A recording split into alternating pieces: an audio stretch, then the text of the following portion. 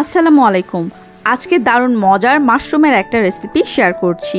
তেলটা খুব ভালো মতো গরম করে এখানে দিয়ে দিলাম রসুন কুচি, কাঁচামরিচ কুচি এবং অল্প কিছু শুকনো মরিচ কুচি করে দিয়েছি।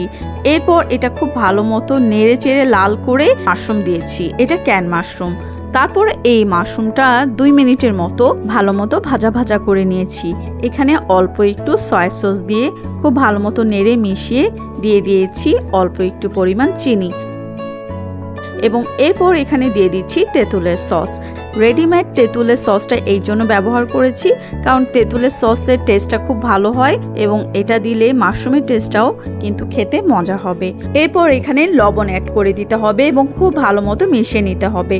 লবণটা ঠিক আছে কিনা একটু চেখে দেখতে হবে। এরপর মাশরুমটাকে ভাজা ভাজা করে নিলেই তৈরি হয়ে যাবে আমাদের দারুণ মজার সুইট অ্যান্ড সাওয়ার মাশরুম।